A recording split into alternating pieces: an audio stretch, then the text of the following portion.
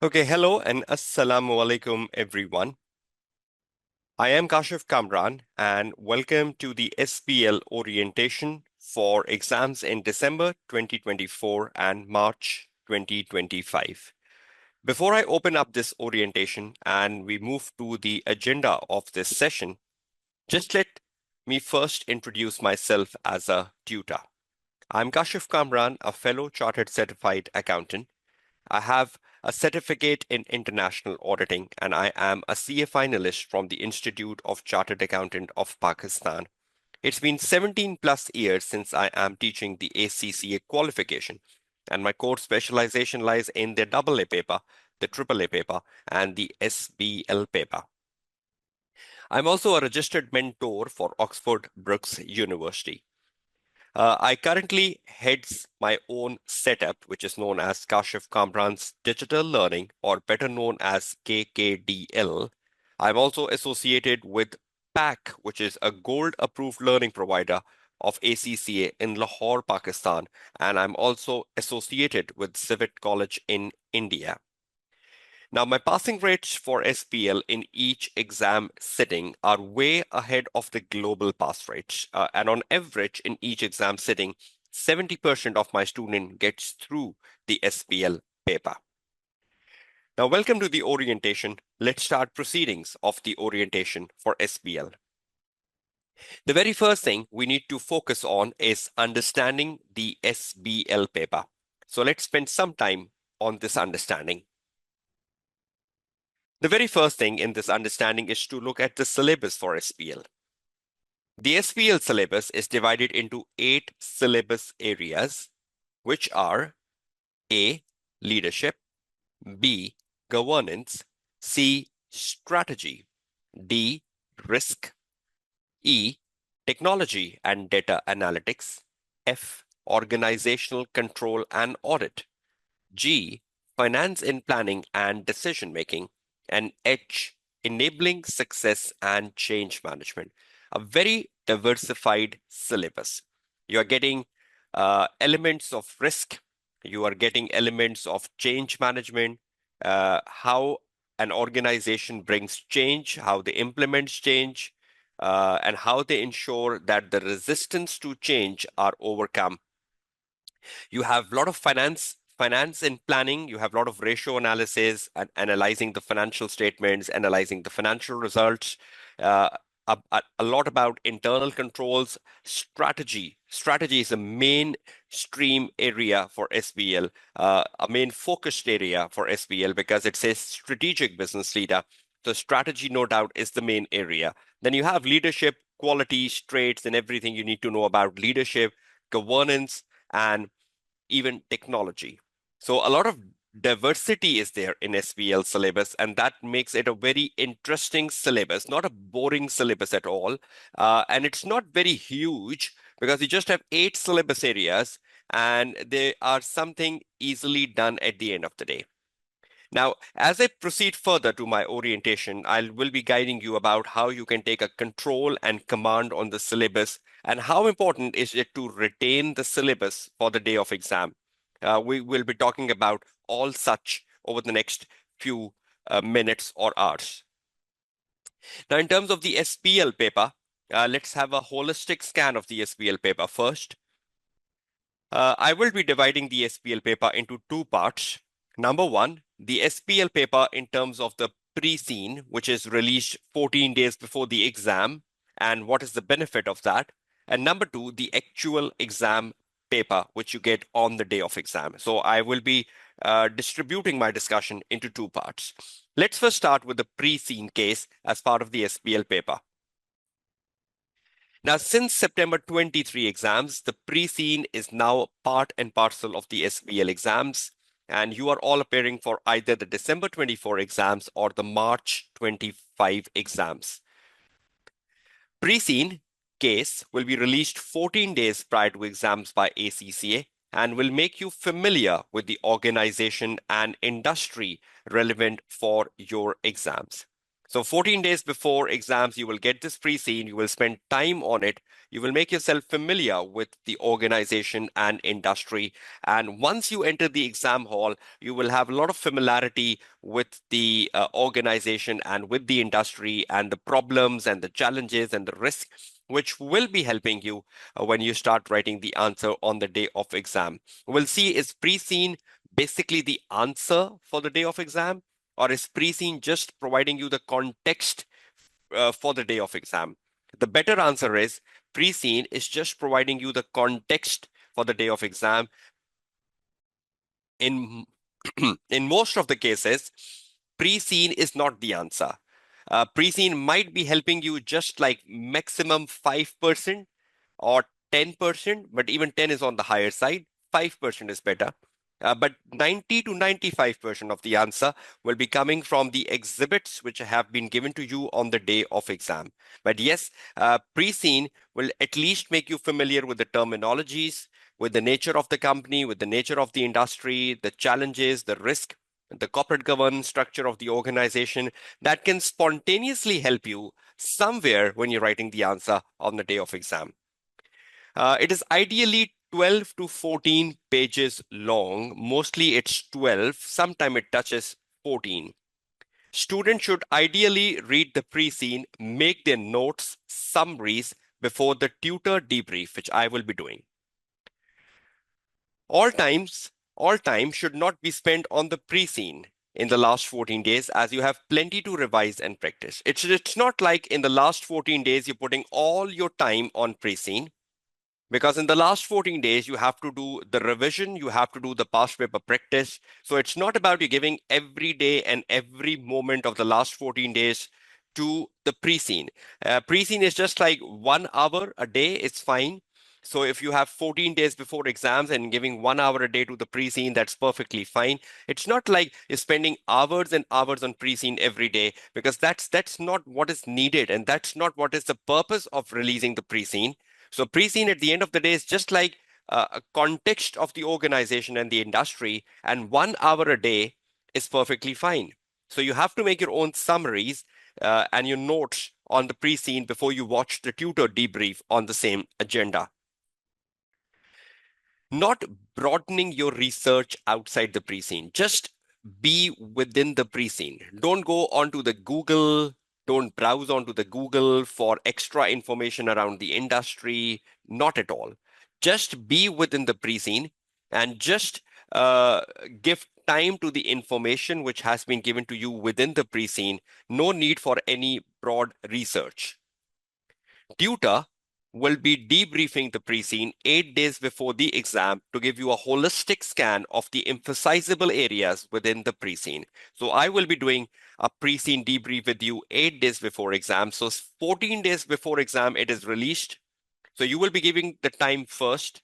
You will be making your own notes and summaries. And then 8 days before exam, you will have a live interaction with me where I will give you a holistic scan of the pre-scene and a more emphasizable areas that what you can expect on the day of exam. So this is basically one part of the SBL paper, the pre-scene, which is released 14 days before exams. How can you access pre-scene? To access the pre-scene, you will go to the exam planner, click on your SBL booked exam details within your plan, click on download links for the pre-scene information. Look at the 3 bullets. Go to the planner, click on your SBL booked, click on the download link for the pre-scene information. You should not get pre-scene from anywhere else. Just to ensure the authenticity and you're getting the right document, it's better to download it from the exam planner. That's how you get access to the pre-scene. Exam paper. The SBL paper is a 100 marks single case study exam with 80 technical marks and 20 professional marks. Single case study, it's about one organization.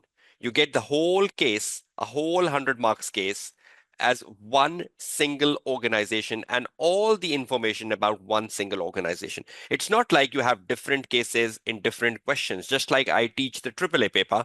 So it's not like you get a different case in question number one, you get a different case in question number two, you get a different case in question number three. It's not like that. You have one case study which you need to read and understand, and that one case study will help you solve all the requirements of the exam paper. So it's 100 marks, single case study exam. You have 3 hours and 15 minutes to attempt your paper, which is 195 minutes, of which 1/4 is to read and plan, and 3/4 is to write. So you have 1.95 minutes per mark rule. So you look at the task, you look at the marks allocated to the task, you multiply that by 1.95, so you know the total time. Of that total time, 1/4 is to read and plan, 3/4 is to write. And reading and planning in SBL paper is really important because you have to read a lot and you have to plan a lot before you can really write a good answer in 3/4 time. There are 3 tasks in the paper, not less than 3, not more than 3. This is a definite 3. So you have 3 tasks in the paper, task 1, task 2, task 3, which you need to link with the case study. There are 4 exhibits in the exam paper. These are additional exhibits which you have to read on the day of exam. And remember that the answer to the task 1, task 2, and task 3 will come from the information presented in these 4 exhibits. I just mentioned that pre-scene might be helping you 5 to 10%, not more than that. Just come out of the thought process that pre-scene is the answer. No. Exhibits on the day of exam, the 4 exhibits on the day of exam is the answer. So you need to read them. You need to extract your answer from them. The pre-scene is at the back of your mind. It can provide you some context, some spontaneous link to your answer, which is wonderful. But you cannot just forcefully apply the pre-scene, or you cannot just forcefully copy paste the pre-scene unnecessarily in your answer. Additionally, the pre-scene is given as an additional section in the exam if you want to refer to it. So if you forget something and you want to refer back to the pre-scene, pre-scene will be given as an additional section on the day of exam. So you can just click on it and read through it if you want to. But you have gone with a good preparation of the pre-scene. So hopefully you need not to go back to the pre-scene on the day of the exam. It's just about the 4 exhibits you are utilizing. I'll just be showing you a glimpse of the recent paper, March, June 24 shortly. So whatever we are discussing, you can see it realistically in an actual exam paper. Each professional skill is tested for 4 marks in the SBL paper, and there are 5 professional skills in the paper. So 5 professional skills multiplied by 4, that is 20 professional marks. What are professional skills? How you can excel on the professional skills, I will be coming to that shortly. But this is like a holistic scan of the paper. You have a pre-scene, which comes 14 days before your exam paper. I have already guided you about that. What is your role and what is my role, and what to do with the pre-scene. Then on the day of exam, this is the paper you're looking for, 100 marks, integrated case study paper, 80 technical, 20 professional, 195 minutes. So you have 1.95 minutes per mark, 1/4 for reading and planning, 3/4 for writing. And then there are 3 tasks and 4 exhibits, which you have to go through on the day of exam. So I hope you're pretty clear with the exam paper. Now, moving further, let's take a glimpse of the March, June 24 exam paper, and just let's illustrate what I was telling you. If I go to the March, June 24 paper on the practice platform, I hope you can see the practice platform on your screen, the ACCA practice platform, and you can all see the March, June 24 exam paper on your screen now. Now, you can see on the left panel, exhibits. Exhibit 1, Exhibit 2, Exhibit 3, Exhibit 4. So not less than 4 exhibits, not more than 4 exhibits, but 4. Then under those 4 exhibits, you can see a pre-scene information given separately. So on the day of exam, if you want to re-refer to the pre-scene, you want to recall something from the pre-scene because you think there was something important and you want to link that to the answer, the pre-scene is again given to you on the day of exam, which you have read 14 days before the exam. Then you can see the task. There are task 1 for 38 marks. So the moment you look at the 38 marks, you will multiply this by 1.95. You will get the total time of that 1/4 is to read in plan and 3/4 is to write. Now, then you can see the response options. You have 3 response options, either a word processor or a spreadsheet or a slide. And now, once you open the task 1, you will exactly get to know where to write the answer. For example, you open up the task 1 and the task 1 tells you write a briefing note. Now, we definitely know briefing note is a Word document. So you have to give the answer in the word processor. If you go down and you look at the task 1B, it tells you prepare 2 presentation slides. So when you have to prepare 2 presentation slides, you will go down and a response in the slide section. So you'll open up the slide section and you will give response in the slide section. So it's just about reading the requirement, and that will help you which response option to use. Mostly it's the word processor. Rarely you use the slides. I've never seen spreadsheets being used because a lot of things you can do on the spreadsheet. In the exam time, you can save your time and do it on the word processor. So it's either the word processor or the slides. That's how you go down with it. So is everyone clear with the structure of the paper? 4 exhibits. You have a pre-scene information given if you want to refer back to it, and you have 3 tasks. You can see the task 1 on the first window. Once you finish with the task 1, you will click the next button and you will see the task 2 now. Then you finish off with the task 2 and you click on the next button and you will go down reading the task 3.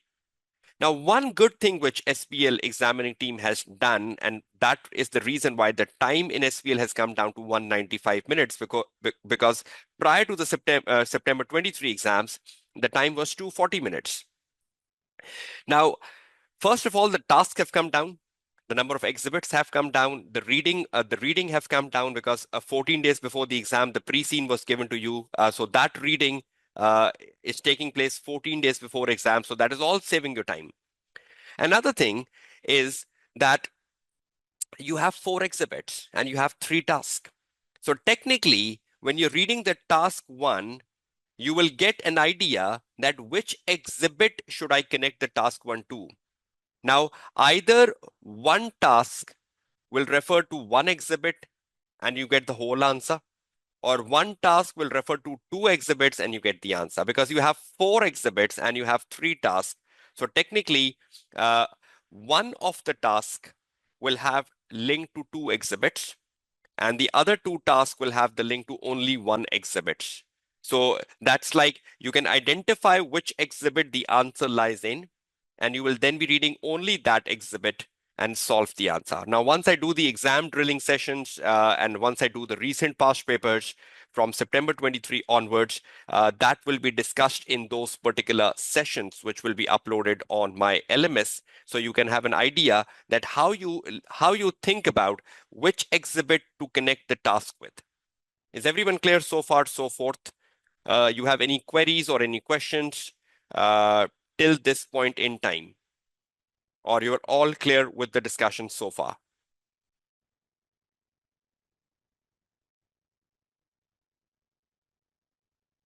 Okay, great. So as I do more exam practice sessions for the recent paper, you will get more clarity about the time management, how to ensure which task connects with which exhibits, and every such thing will be clarified. Okay, now just let's move on. We saw the March-June 24 exam paper. Now, SBL papers pre and post September 23. Are pre-September 23 papers still valid? Now, that's a big question because from September 23, we saw the change. We saw the change in terms of time. We saw the change in terms of pre-scene. We saw the change in terms of the task going down to 3. We saw the change in terms of the exhibits going down to 4. So with all those changes coming from September 23, are the previous exams still valid? Let's find the answer. Pre and post September 23. The 195 minutes time management, including 3 tasks and 4 exhibits, and the pre-scene model was introduced from September 23 exams. Prior to this, the SBL was a 4-hour exam with the entire case study to be read on the day of exam, and with the task going up to 5 at times and the number of exhibits going up to 7 at times. So it was quite a different structure, up to 7 exhibits, up to 5 tasks, a lot of reading, and total 4 hours. So that was prior to September 23. Now, is the papers prior to September 23 valid? You should do them.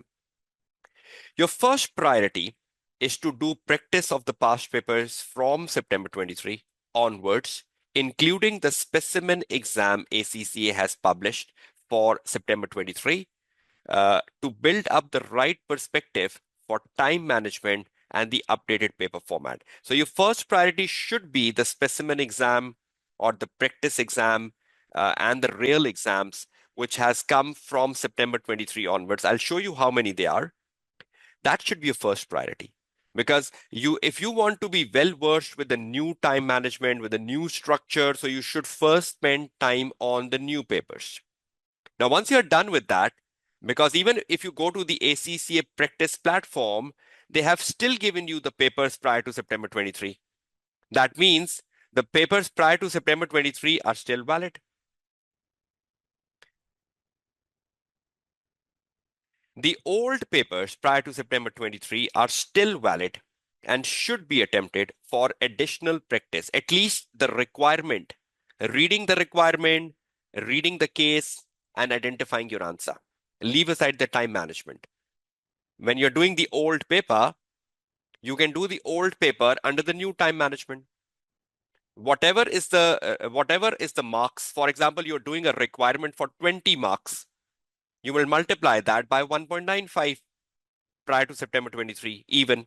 So you will apply the new time management, 1.95 minutes per mark, to the old papers. But the requirements of the old paper, the way you write the answer, the way you read the case study, the way you extract the answer is still the same. It's just about some things changing. But that is not making the old papers irrelevant. The old papers are still relevant, and that is the reason the ACCA has not even deleted them. They're still available on the ACCA practice platform. So you will do the old papers, but after completing the new papers first. Is that clear to all of you?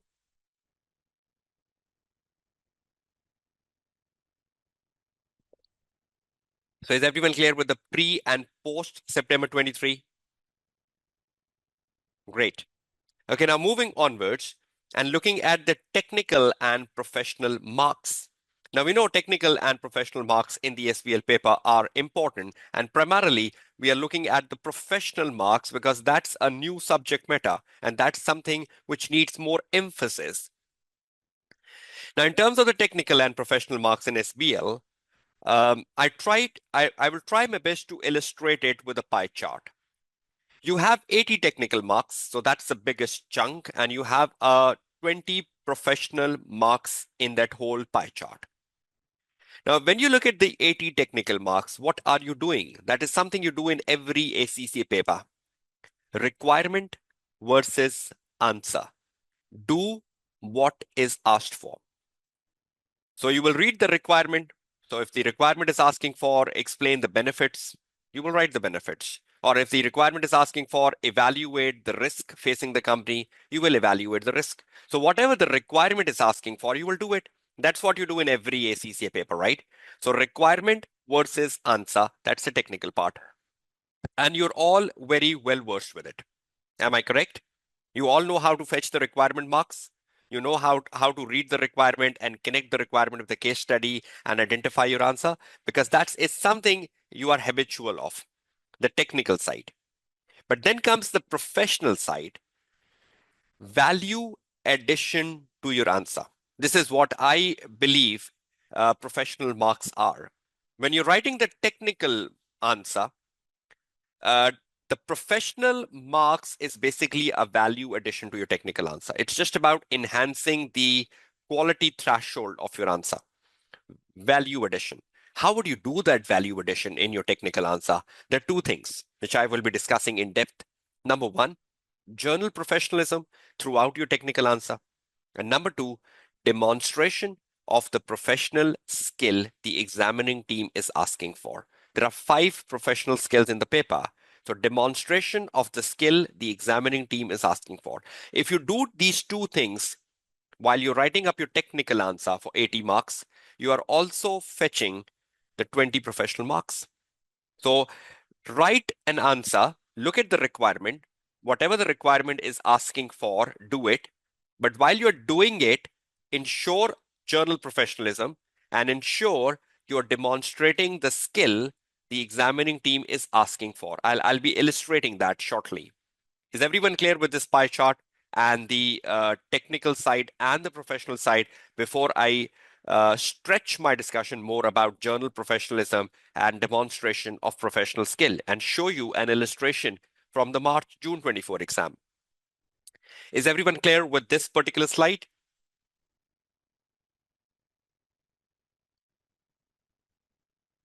Okay, that's great. Now just let's move on and have a further discussion on the value addition, the professional marks. Scoring professional marks in SBL, what's the best way? What's the best way to grab those 20 professional marks or most of them? Now, there are 5 professional skills in your paper, which are commercial acumen, communication, analysis, skepticism, and evaluation. I will be doing a separate session after my orientation in the next couple of days, and I'll be uploading a video on these 5 skills whereby you can learn these 5 skills in terms of their definitions, in terms of their meaning, and in terms of the examiner expectation with each skill. So that will be another video which will be added alongside the orientation section on my LMS. So right after the orientation video, you will find an professional skill video, but that will take a week for it to be uploaded. Now you have 5 skills. Each skill has a meaning, but meaning alone is not the success in demonstrating the professional skill. If you know the meaning of a skill, you will not be doing the justice which the examining team is expecting from you. Knowing the meaning is half the success, not full. You can get 10 marks out of 20 if you know the meaning, but not 20 out of 20. So knowing the meaning is one thing. It can help you, but it is about demonstrating it. And examining team will tell you how you need to demonstrate it. So you have to read the requirement very carefully. Because if you are not demonstrating the way the examining team wants you to demonstrate it, rather you are just focused on the meaning of the skill and you're trying to implement the meaning of the skill, that will not impress the marker. That will not impress the team who's checking your paper. So professional skills are 5, but how you ensure you are delivering them in the best manner. I will be doing a separate session on that, but I will also be giving you an illustration today on how you can excel on it. Look at this example. I've taken this example from the March-June paper I was just showing you a few minutes ago, and this is the task 3 from the March-June 24 paper. How to excel on professional skills. Just let me illustrate you that. Can you see there is a statement written by the examining team right over here in the green? Can you just read through this?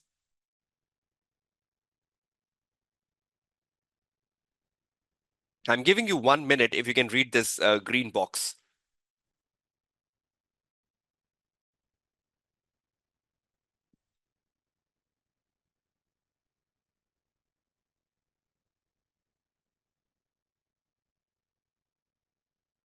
Now see, the examining team will tell you under the task.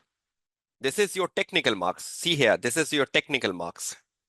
what you have to do, what you have to do. A, B. This is what you have to do. But while you are writing the technical answer, you need to grab the 4 extra marks. How would you grab them? It says that you need to demonstrate analysis skill. Analysis is one of the 5 skills you have in the paper. And I told you that each skill will be tested for 4 marks. See, the marks are 4. Each skill will be tested for 4 marks and there will be no repetition of the skill. If analysis is asked once, you will not see analysis for the second time in the exam paper. If commercial acumen is asked once, you will not see commercial acumen being asked again. So one skill will be examined once and for 4 marks. So 5 multiplied by 420. Analysis skill. Now, a student knows the meaning of analysis, for example. He learned the meaning from my lectures. This is not the success. The success is to demonstrate the analysis skill the way the examining team wants you to do so. Is the examining team telling us what you need to do? Yes. Look at this. In considering the finding of the internal audit report, reflecting on their implications and recommending controls to mitigate the weakness. Now, any student who go inside the internal audit report is an exhibit. So any student who goes inside the internal audit report, analyze the internal audit report in terms of the implication of the weaknesses given. So the internal audit report will have the weaknesses. But what is the implication of the weakness? What will go wrong? So if any student identify the implication, write the implication very clearly in the answer, you are doing justice to demonstrating the analysis skill. Not just the implication, but also recommending controls to mitigate the weaknesses. So any student who is writing controls to mitigate the weaknesses is also grabbing the analysis mark. So you need to analyze 2 things. Number 1, analysis, implication. Number 2, analysis, recommending controls to mitigate the weakness. So 2 sort of analysis. So is the examining team telling you what to analyze? So will you read this statement in the exam very carefully?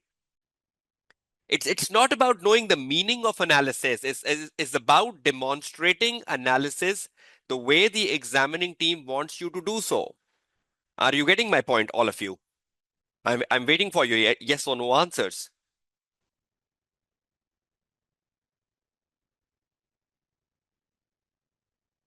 So is it important to read that statement of professional skill marks under the requirement? And is it important to understand how you should demonstrate it? What you should do to get those 4 marks? So if you read that statement well, you will definitely get the 4 marks. It's not about knowing the definitions of what is analysis or what is evaluate. So please do that in the exam paper, right? And once I do the broader exam paper practice, I will be guiding you more about how you fetch most of these professional marks. So this is one thing which you need to be very clear of. So that is what I was just telling you on my preceding slide, that there are 5 skills.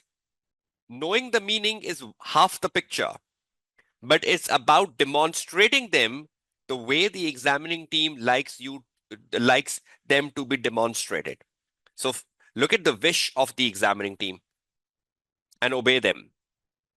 The second thing, as part of your professional marks, aim to score most of the 20 professional marks. There are 2 aspects to it. Number 1, journal professionalism. I was telling you that in my pie chart, that journal professionalism is very important when you're writing the technical answer. What is journal professionalism when you're writing in the technical answer? And number 2 is demonstration of the skill required. Have I just shown you the demonstration of the skill required in the task 3 from the March-June 24 paper? Analysis skill was to be demonstrated, and the examining team was telling us how to demonstrate it. So 2 things, and you're grabbing most of your 20 professional marks. Now, as part of the journal professionalism, when you're writing the answer, write the answer in the right format. Write the answer with headings and subheadings. Avoid long paragraph. The maximum length of a paragraph is 3 to 4 sentences long, and then change the paragraph. 3 to 4 sentences long. That's the maximum length of a para. Avoid long paras. The examining team does not like very long paras, 6 to 8 sentences. No. Break a para after every 3 to 4 sentences. Avoid repeating a point. And case sync. Whatever you are writing should not be generic, should be linked to the case study. These are 5 important things you can do when you're writing the technical answer. Everyone look at the screen. How easy this is. These are 5 things you can do when you're writing the technical answer. Right format, headings and subheadings, avoid long paragraph, avoid repetition, and ensure you are not writing a generic answer. Rather, your answer is synced to the case. This is giving you your professional marks out of 20. And this is such an easy thing you all can do on the day of exam. Apart from that, demonstrate the skill required. Have you seen the demonstration of the skill required just in the previous example, all of you? So are you clear with the 2 aspects? Are you clear with the 2 aspects you need to demonstrate on the day of exam? Journal professionalism and the skill required. If you do both as part of your technical answer, you are fetching most of your 20 professional marks. Naima, when you're explaining a point in exam, a well-explained point in SBL should be like 3 to 4 sentences long. So 3 to 4 sentences long is a good, well-explained point in SBL. Now, that's not a rule of thumb, but that's what I believe is a very well-developed point in SBL. 3 to 4 sentences long, not lengthier than this, and change the para after every 3 to 4 sentences. So please, I hope the small discussion around professional marks will be adding value, will be boosting prospects of all my students to score more on the side of professional marks. And definitely you will catch on with my exam practice sessions, so you will get more clear definition of how to go about it. Okay, now moving further from this professional marks discussion, and just to give you one more example on journal professionalism, I will go back to the same task I was looking for in terms of analysis skill. Look at this. Write a report. Should I write the answer in a report format? This is part of journal professionalism. So journal professionalism, the very first point is to write in the correct format. Headings and subheadings, case sync. So I need to link this whole answer with the case. There must be an internal audit report in the case. I need to go down, read the internal audit report, extract my points from that. I need to ensure that for every weakness, I'm writing the implication. And for every weakness, I'm telling how to overcome it, because that will also give me the analysis marks at the bottom. So I hope you will get a sound picture of each task. You will do justice with it on the day of your exam. Okay, now moving forward from this discussion on professional skill marks primarily, let's look at the pass rates for SBL and the way forward for December 24 and March 25 exams. Something so good for SBL. I tried doing an investigation of the 6 strategic level papers ACCA have, which is SBL, SBR, AAA, AFM, ATX, and APM. You can see the 6 bars on your screen. The black bar is the SBL paper.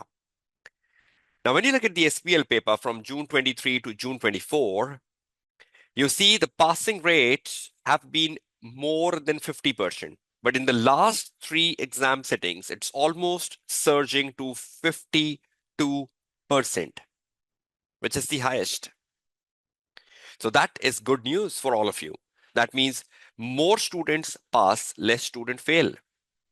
And if you look at the SBL paper in the last 3 exam sittings, with all the other strategic level paper, it has the highest passing rates. Compare it with any other paper. in the last 3 attempts. It has the highest passing rate. SBL and SPR used to be very close by up till September 23. See here, 51%, 50%, both for SBL and both for SPR. But since December 23, SPL paper has taken the first position for the highest passing rates. So that's the good news. I hope that will motivate you all that this is a doable paper. Only we need to stick to the guidance of the tutor, follow the course of the tutor, and carefully ensure that if there is any problem, you're interacting on that problem with your tutor. Now, I'm not talking about reasons why students fail in SPL paper because the passing rate is so good. I need to talk the vice versa. What are reasons for brilliance in SPL? What contributes to the brilliance in SPL? Not the failure, brilliance. So I'm doing the vice versa with all of you. I tried investigating some of the reasons why students pass the SPL paper, and I was evaluating the last 2 examiner reports. And from those last 2 examiner reports, this is a summary of brilliance. Number 1, application of knowledge. Very important. This is a frequently asked question. Rote learning is useless in SPL. A lot of time I've seen students rote learning the theory. Rote learning the theory, it is an application paper. It is a case study paper. The question is asking you something, the answer of which lies in the exhibit. You have to read the exhibit and extract the answer from the exhibit. Yes, the requirement could be around a topic you have done. For example, data analytics, cybersecurity, risk management, Porter Diamond, Porter 5 forces. The question could be around a topic, definitely. But the answer is within the exhibit. You have to read the exhibit and extract the answer. It's about adapting your knowledge. It's about the application of knowledge. Alone knowledge, rote learn knowledge, useless. That's the first brilliance. Number 2, use of exam exhibit. I was mentioning this in my orientation earlier, that the exhibits given to you on the day of exam, the 4, use them because 95% of the answer will be within them.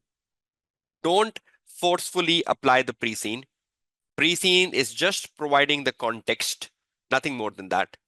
Use the exam exhibits and ensure those exam exhibits are synced with your answer. Number 3, structured responses. I was talking about this just a few minutes ago.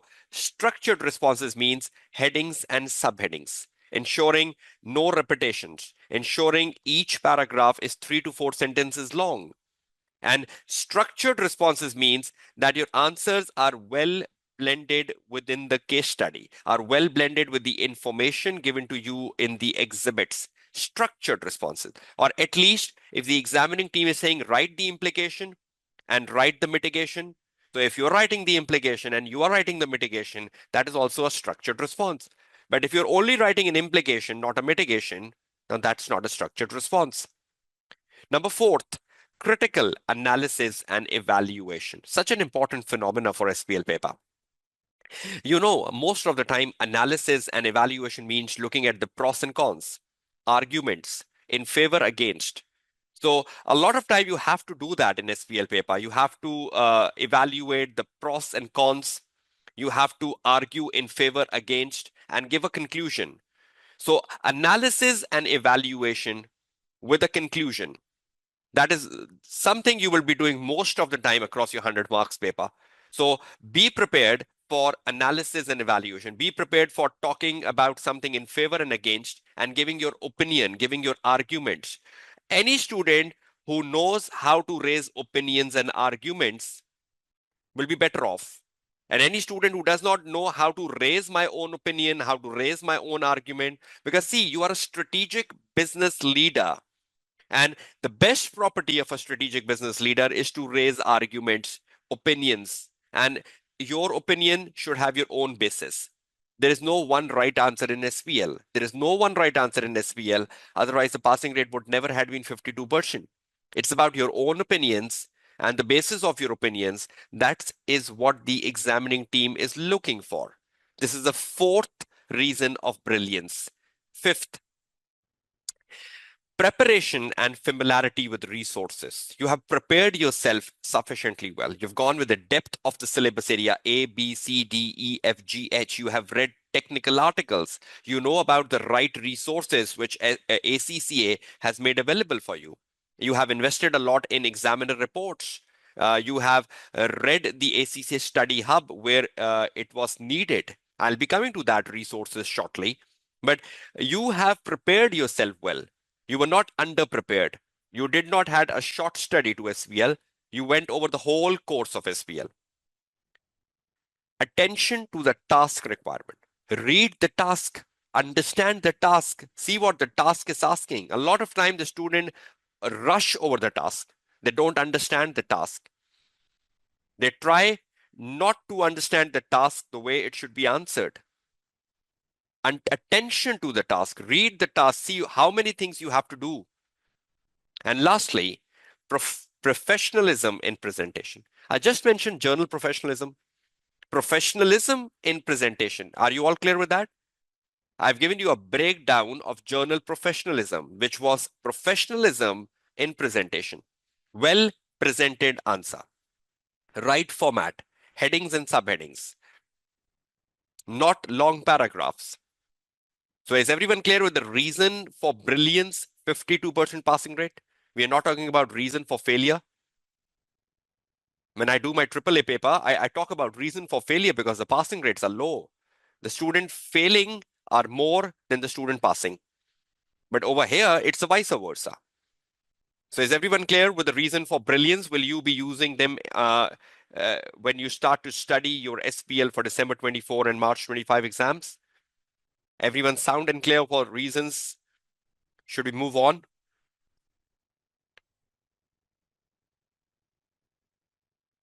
Okay, great.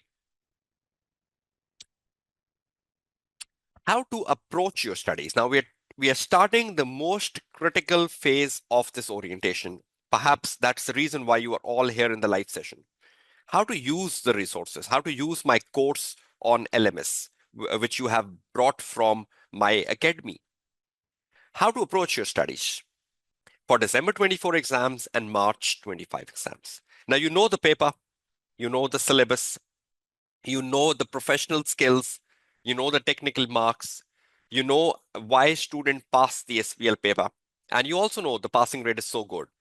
Now, keeping all that with you, just let's see how would you approach and be part of that 52% students globally who pass the SBL paper. Three things when you sit down to study. For example, you start to study from today. Number one, the right resources. In the reasons of brilliance, we were talking about that first of all, the more important thing is to have the resources and you've gone over them. Number two, timetable. Number three, a study approach. And I will be discussing each one of them in segregations. Let's first start with the right resources you need to study. Right resources. Now you've all enrolled in my course. So first of all, your first priority is the course on the portal. But yes, you have to supplement the course on the portal with lots of other resources. And I will be giving you a glimpse of that. My LMS, my learning management system, along with other supplementary resources, and how will they go together for your success? Let's open the discussion around right resources. Approaching to study SBL with the right resources. SBL resources on LMS. On the LMS, you will find the video lectures. You will find the tutor notes and tutor presentations. You will also find a resource section on the SBL where I have kept some very important resources where I will be shedding light shortly. Some of the important resource in the resource section of SBL includes technical articles, examiner reports, Dr. Dinu 100 series, and old past papers. Past papers not available on ACCA practice platform, but are still important. Now, this is one part of your resources, the LMS. So LMS is one screen on your laptop, and that one screen is your first resource. Video lectures, tutor notes, a resource section, and in the resource section, so many important things. I'll be coming to them shortly in a more great detail.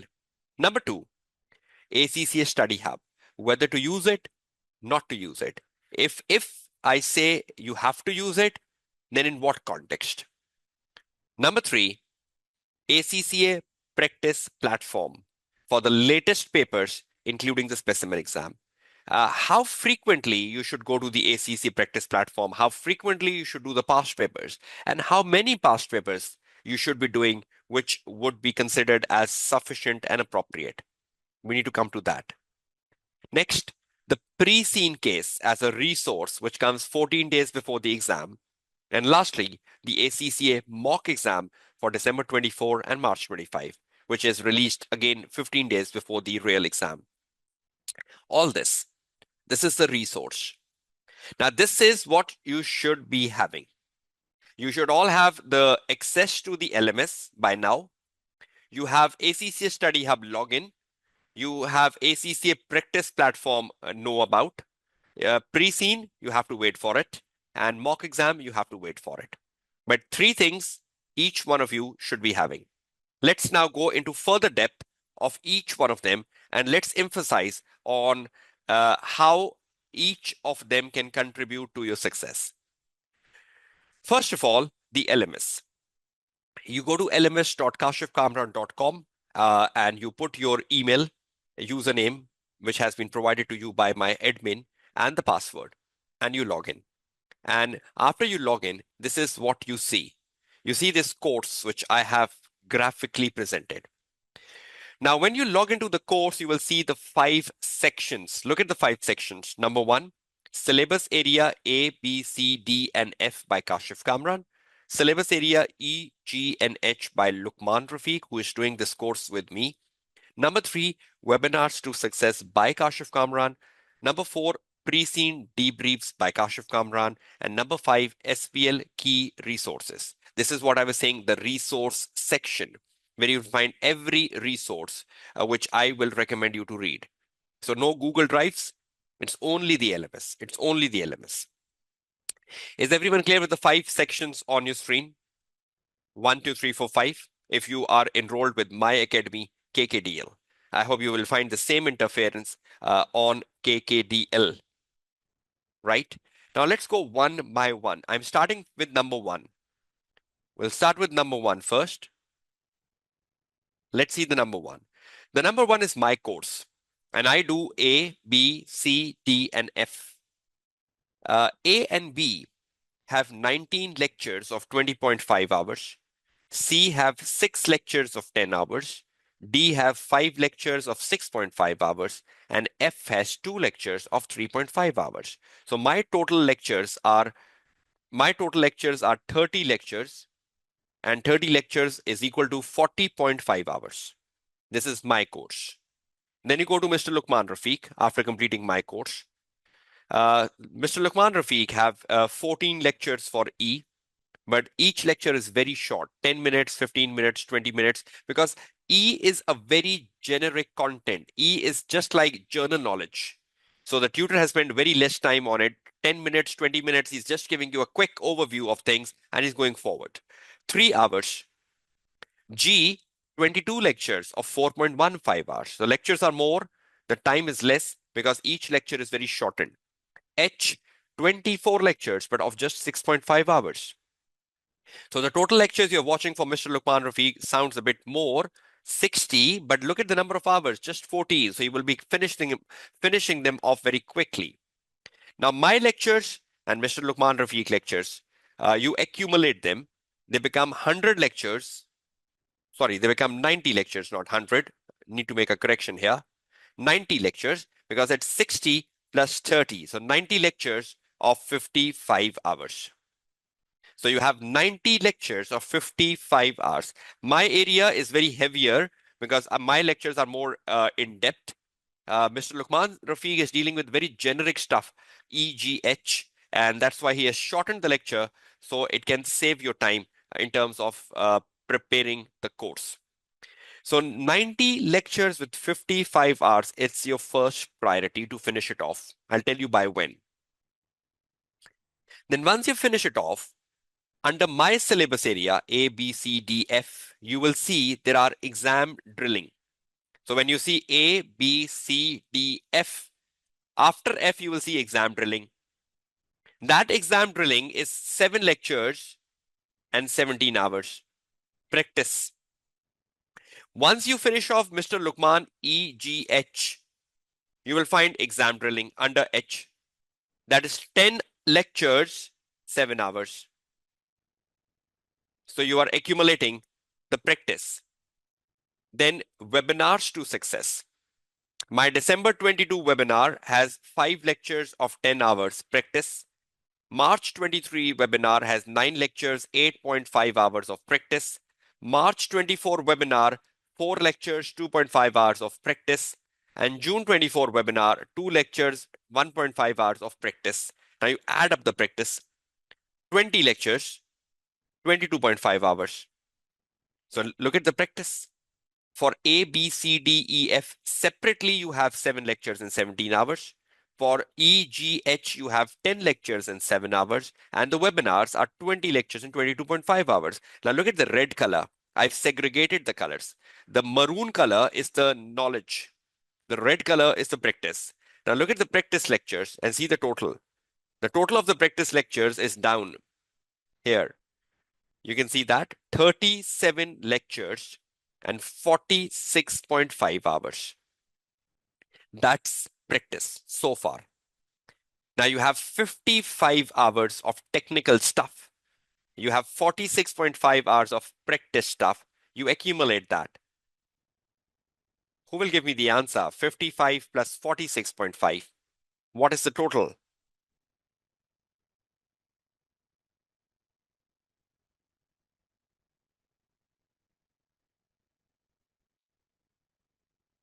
A 101.5. Thank you, Aswin. So 101.5, 101 total lectures, hours. From 101, almost 50% is practice and 50% is technical stuff. Are you clear with 1, 2, 3 so far, all of you? Are you clear with the maroon segregation? That is technical. The red is the practice. And I'll be adding more practice of the recent papers. And if I add more practice of the recent papers, I will be deleting the older ones. So I will ensure the course does not overrun 101 hours. It remains 101 hour because I'll delete the old papers and replace them with the new papers. So automatically it will still be 101 hours. I will not be giving you any incremental hours because it's already a lot. But I hope the maroon and red will guide you. Technical, practice. And I hope you like the flow chart, how the lecture hours are going down and then accumulating maroon and how the red is accumulating. I hope you're clear with that. Okay, now one important thing. Look at the webinars, number 3. Number 3. I've added over here. Webinars for December 24 and March 25 will be uploaded with new practice material. So when I do the December 24 webinar and March 25 webinar, I will be doing more recent papers after September 23. So you will gain more confidence and I will be deleting the old content. So again, even if I upload the December 24 and March 25 webinar, the number of hours will still remain 101 because I will be deleting some very old stuff and bringing the new one. And this will happen over a month time before you get to the practice. I think you will be doing the practice in November. So by that, the new stuff will be there. Okay, one student is saying, please don't delete the old stuff. Okay, I'll not delete it. I'll keep the old stuff. Okay, come to the number 4, pre-scene. Now in the pre-scene, you will see my previous pre-scene, September 23 pre-scene, December 23 pre-scene, March 24 pre-scene, June 24 pre-scene. You will see all those pre-scenes there. And the September 24 pre-scene. You are not watching the old pre-scenes because of no relevance. You will be waiting for your own pre-scene under the section 4. So under section 4, you will get your the December 24 pre-scene 8 days before the exam, and the March 25 pre-scene 8 days before the March 25 exam. So please don't watch the old pre-scenes, of no use, but wait for the new one.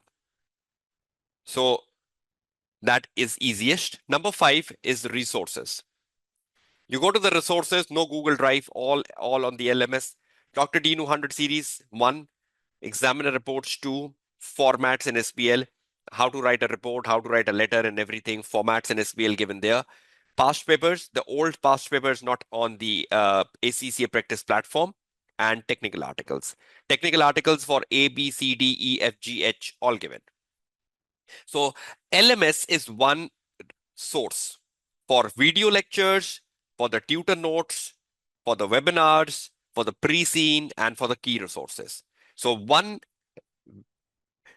thing giving you everything. I hope you're clear with this, right?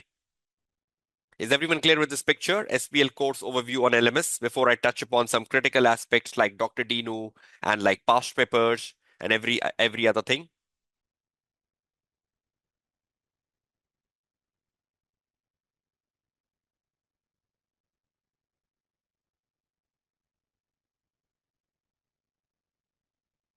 Okay, just let's move on.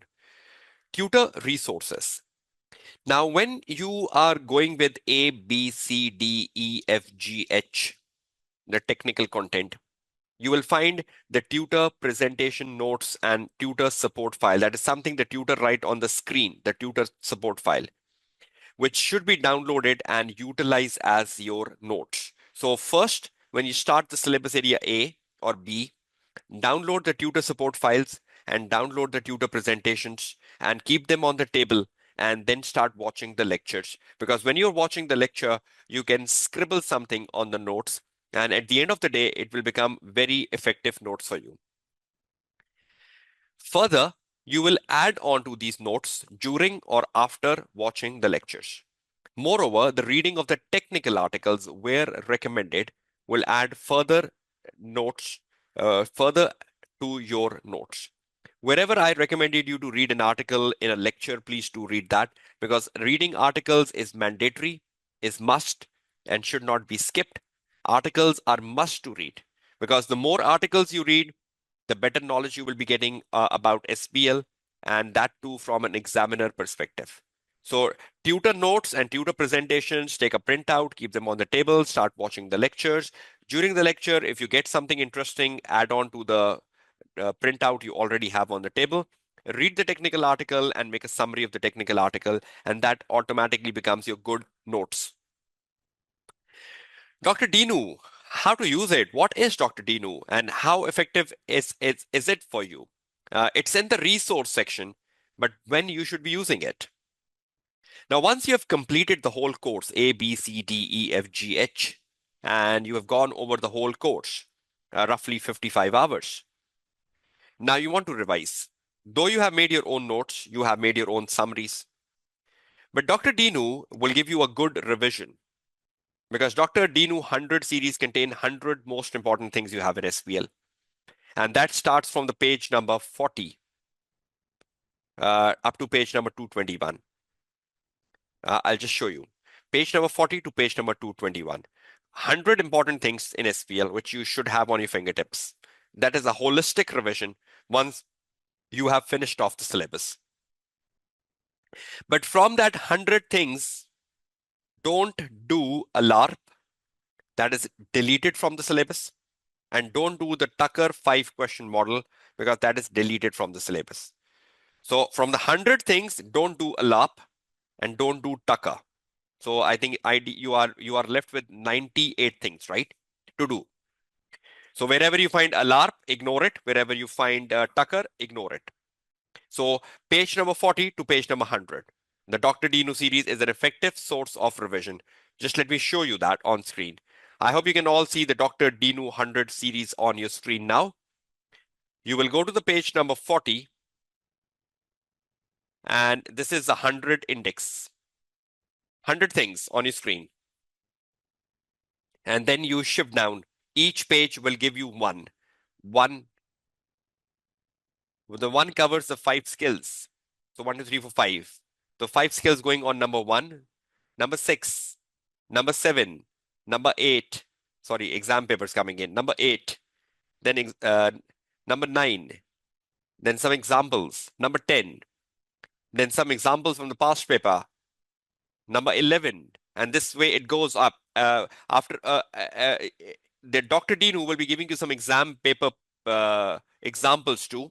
So when you go from page number 40 to 221, you will have such an excellent revision that you will feel more confident for your upcoming exam. So please ensure you do spend time on Dr. Dinu in the last 15 days or last 20 days before your exam, because that will give you a holistic summary and a checklist to feel more motivated ahead of your exam.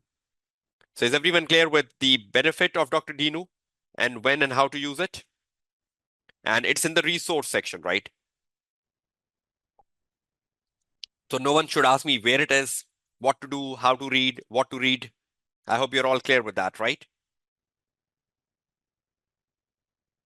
Okay, good. Next, ACCA Study Hub. Should you spend time on it? Yes. Let's take an example. There is no need to indulge into the textbooks like BPP or Kaplan when you have an ACCA Study Hub. But how to use ACCA Study Hub? Should you be reading all of it? No. Wherever you need any extra support, or you are confused in a topic, or you want further clarity on a topic, or you want to read more on a topic, it's your choice. Go to the ACCA Study Hub, open that topic and read it. So every student will have a different perspective. One student will say, okay, I'm fine, I know it. Other student will say, okay, I'm a bit blur. I'll go to the ACCA Study Hub and read this topic from there. So it's upon your own choice. I'm not enforcing ACCA Study Hub on you, but if you believe you need to read something extra and you need to have some more clarity, ACCA Study Hub can be the rescue for you. But it's not like you're reading 100% of the ACCA Study Hub. You can only read where needed. And again, it will vary from one student to another.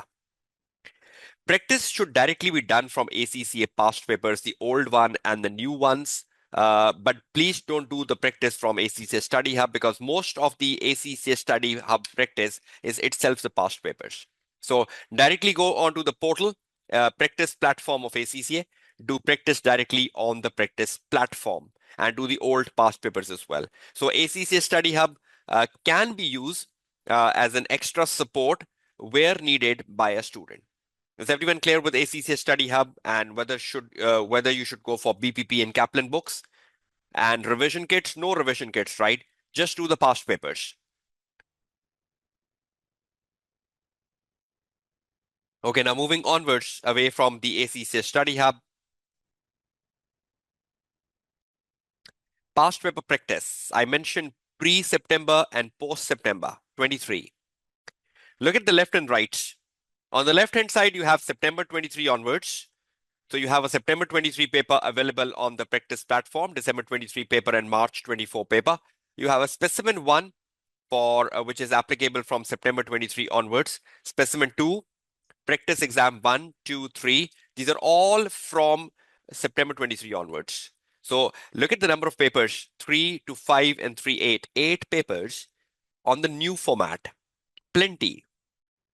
On the right-hand side, prior to September 23, the ones which are available on the ACCA practice platform. So ACCA practice platform, prior to September 23, you have 5 papers. 8 plus 5, how many papers? 8 plus 5 is equal to 13. More than sufficient. I should not find any other paper in this list that you should be doing. Yes, if I have done an old paper in class, or I have solved an old paper in class, you can do it. But what should be your self-assurance? Your self-assurance is, have I done the 13 question papers? Yes. You are fully prepared for December 24 and March 25 exams. So will all of you ensure that every question paper on the left and the right is ticked when you do it? Whichever paper you complete, tick, tick, tick, tick, tick, and keep emailing them to me for checking purpose. You can send me individual requirements. You can send me the full paper as you wish. 13 papers. Is that clear to all of you? So that's the practice. Planner, timetable. What sort of a planner and timetable you should follow? Yes, you can send me any assignments you want to, any past papers, you can email me anytime. So I'm open to past papers, I'm open to assignments. Any past paper question you do from my lecture, not from my lecture, as an extra practice, you're open to send that to me. I will be giving you my email ID.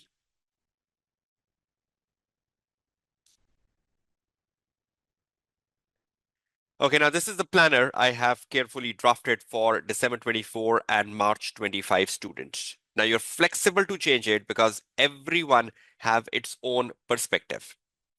December 24 students, you're job-based, full-time students, taking one paper, taking two paper. First of all, evaluate yourself. Where are you standing in terms of your preparation? Are you going for a single paper, multiple papers? Are you a full-time student? Are you a part-time student? Finish your course by 5th of November.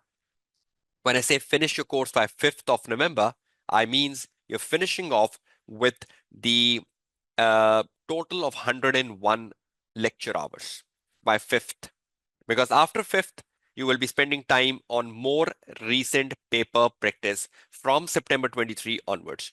8 past papers after 5th of November. So by 5th of November, try to at least wrap up 100% or 90% of your lectures. And after the 5th of November, you can do a lot of practice.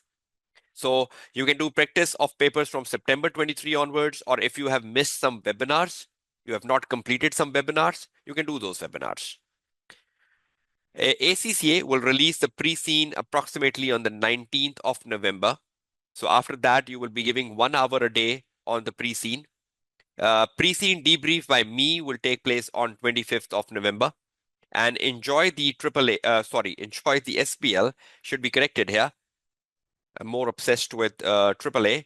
So enjoy the SBL December 24 webinar and exam techniques before the December 24 exam paper. I will be releasing that. And again, for the March, the SBL March webinar, this will be released and uploaded on the portal and you can enjoy it. If you're a March 25 student, finish the course by 5th of February. Post 5th February, do the past paper practice of the recent paper September 23 onwards. Again, ACCA will release a pre-scene for March exams by 18th of February. And my debrief will take place on the 24th of February 2025. And then again, my March 25 webinars will be released on the portal. Now, these are timelines. You can change them. You know your own circumstances. Someone must have finished, someone can finish early, someone can finish late, but you need to keep a good time for recent past paper practice. And ideally, that should not be less than 2 weeks or 2.5 weeks. So you can stretch your course completion in between 5th and 10th. And after, in between 5th and 10th, you should shift to the new papers. I hope you're clear with that. So is everyone clear with the study planner, the timelines? But again, you're flexible to change them, plus and minus, and try to find what fits you best.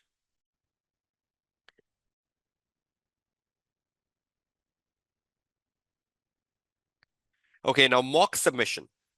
If you want to submit me the mock which ACCA will publish, you will do your ACCA December 24 mock or the March 25 mock as the case may be and submit to the tutor for feedback, and then you can watch my tutor debrief on it to recheck your answer.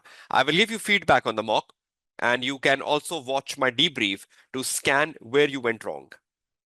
Last day to submit the December 24 mock is 21st of November. After that, I will not be taking any mocks because I need time to check them as well. And for the March 25, the last day to submit is 17th Feb. My email ID is splkashifkamran@gmail.com. That's where you can email me your assignments, your past papers, your mock exam. That's one single email ID.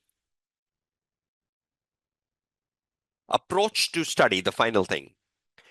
You have resources to study, the LMS, the Dr. Dinu, the ACCA Study Hub, the past papers. We talked about that.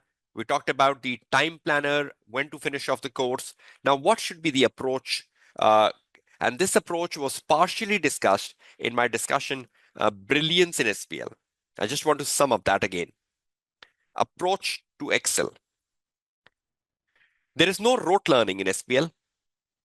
Please don't do that. It's the application of the knowledge which will make you pass. How would you ensure you have a concept building in SBL? You're not going for rote learning. There are several models and several theories which you will come across your syllabus from A, B, C, D, E, F, G, H. Make a summary for each model, make a summary for each theory. Know the advantages, know the disadvantages, know the challenges, because examining team likes that. Benefits of data analytics, challenges of data analytics, benefits of cybersecurity, challenges of cybersecurity. Examining team is very fond of asking benefits and advantages. So wherever you find them, just please note them down. Make summaries of theories and models which you come across your syllabus coverage from A to H, because that's the good way you can have a summary of A to H, and that's a good way you can revise them up, not rote learn them. Concept building is important, not rote learning. Again, Dr. Dinu, page number 40 to 221, will give you a holistic revision of the key models, the key theories. So you can just use Dr. Dinu. You can take a printout of Dr. Dinu and just scribble on it, page number 40 to 221. So it will effectively become the summaries of the models and theories. Summary, one pager, or mind maps could be a good to revise SBL and take a holistic command. Suppose you're doing Menlo metrics, you can take one page, make a summary of Menlo metrics, or you're doing a Tara framework, or you're doing a Porter 5 forces, or you're doing Porter generic strategy, whichever model you are doing, just take one page and make a summary. So the multiple ways through which you can organize yourself. You can use Dr. Dinu's scribble on it. You can make your own summaries, one pager. You can make the mind maps, whatever. But please do not go for rote learning. It's only about concept buildings. It's a case study exam. So at the end of the day, the answer has to come from the case study. Rote learning will be useless. You need to adapt your knowledge according to the situation given on the exam day. So you need to know the models, you need to know the theories, but they will change, they will alter according to the scenario given to you. So it's just not like putting a generic knowledge in the answer. It's just not like putting a rote learn knowledge in your answer. It's about adaptation of the knowledge. So that is something which will come from Dr. Dinu, taking a holistic overview of the syllabus, making a summary, making a mind map, because that's the best way you can avoid rote learning. Case linkage and case sync holds the key to success. So whenever you're preparing, whenever you are answering, this holds the key to success. Link to case, sync to case, and you will pass the SPL. So I hope you will effectively utilize my approach. You will effectively utilize the timetable. You can alter the timetable, the study resources. Going into ACCA Study Hub or not going into ACCA Study Hub is your own decision. I've given you clarity on that. And throughout the orientation, whatever techniques, guidance I have shared with you, I hope you will listen back to the recording. You will take a printout of this orientation presentation, keep it on the table, and use this presentation in an effective manner to prepare for the upcoming December 24 and March 25 exams. All the best for your exams. And now that ends my orientation. Now it's your opportunity, one by one, raise your questions. If you have any question, raise it. Wait for me to answer it before another student raise a question. Don't just start putting the questions. One student, put a question, I'll answer, go to the next one. Okay, let me first answer a question from Imran Makbul. He's saying, pre-scene has the same information about the industry and the organization which will be given in the exam. That is the company name, industry, directors, organization, structures, etc. Yes, definitely. Pre-scene will have the same organization and the same industry which will be on the real exam. That's the purpose, Imran, of releasing it. And that's the purpose of saving your time. That's the reason the 240 minutes are now shifted to 195 minutes. So I hope you're clear on that. Next question, Ahmed. Can we do both AAA and SPL for December 24 as I'm a full-time student? Yes. If you're a full-time student and you're committed, you can make a timetable. and you can study 6 to 8 hours a day perfectly. You can go with both papers. Next question.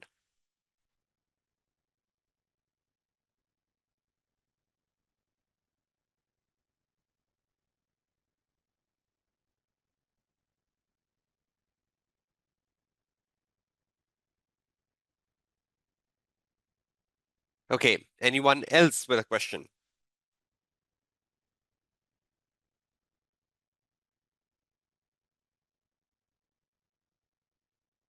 Okay. Muhammad Akmal, 2 to 3 hours a day can make it possible to pass a single paper. Muhammad Akmal, you're going for single paper in December?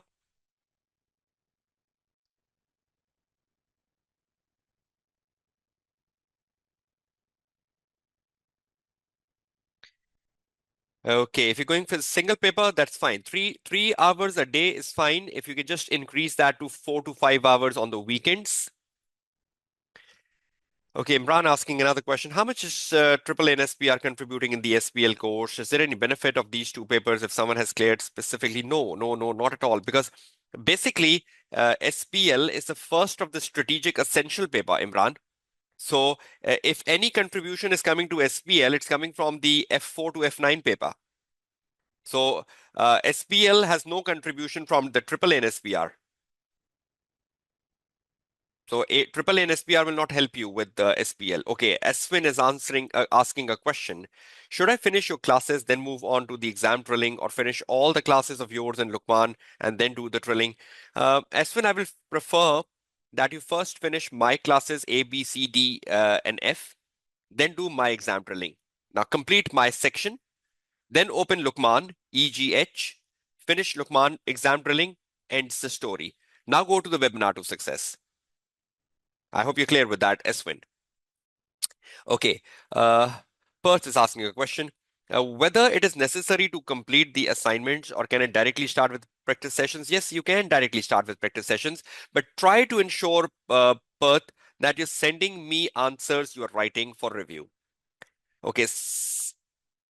Seant is asking a question. What should be our approach to practice? Usually for other exams, I complete one session and do the related practice session. I think that's perfectly fine, Seant. You can carry on with the same approach. Uh, Either you complete the course first and then do full papers one by one, or you can partially do questions from past papers relevant to a topic. Both are fine. I hope I answered your question well. Sayant, and I'm taking your name rightly. Okay, any further questions from anyone?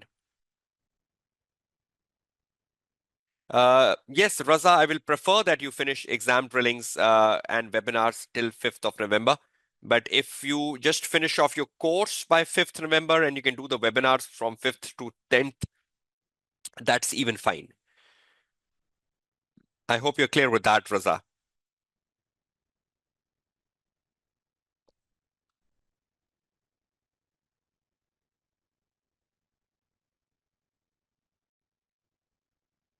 Okay, another student is asking a question. Just let me hold that question. How many hours of reading needed to pass if I'm starting now? How many hours you should put a day? That's what your question is. I think 3 to 4 hours with a single paper SPL. If that's the only paper you're giving in December, then 3 to 4 hours a day is quite fine from now onwards. Okay. Another question from Imran. Sir, in the requirement, is there any hint to apply related models and theories? Yes, there is. Once you see my exam drilling sessions and the more recent one coming shortly, so you will know there are hints. And once you do the Dr. Dinu series, you will get to know the hints as well from the Dr. Dinu series as well. Sometimes they're very explicit, sometimes there is a hint. But Imran, model isn't the best answer. Even if you can't apply the model, but you answer the question, you will still get marks. So don't forcefully apply the model. Don't just waste time in picking up the model because you can do the answer without a model. Just link the requirement with a case study and answer the question. So model isn't the best answer. Please remember that. Okay, I hope you're all clear and sound with the orientation today.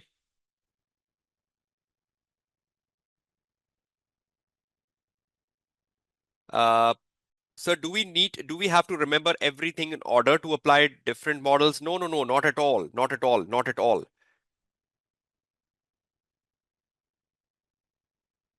Okay, I hope the orientation was effective for all of you, and it must have mitigated your questions and concerns around December 24 exam preparation, March 25. Please do remember, I will be uploading by next week a video on professional skill marks, which will be exclusive to my registered students.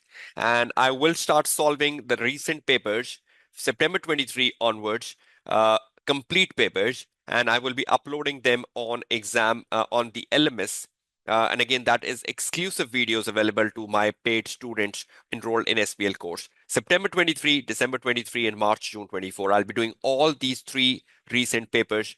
So to give you an idea about time management, how to read, how to write, and you will learn a lot from them. Okay, thank you so much, all of you, for participating in this live orientation. The recording will be uploaded in the next 1 day maximum with the resources, the tutor presentation, so you can benefit from it and you can download the resources. Thank you so much, all of you. I wish you all the best of luck and success in your upcoming SBL exam. Your tutor, Kashif Kamran, signing off from this orientation. Take care, goodbye, and Allah Hafiz.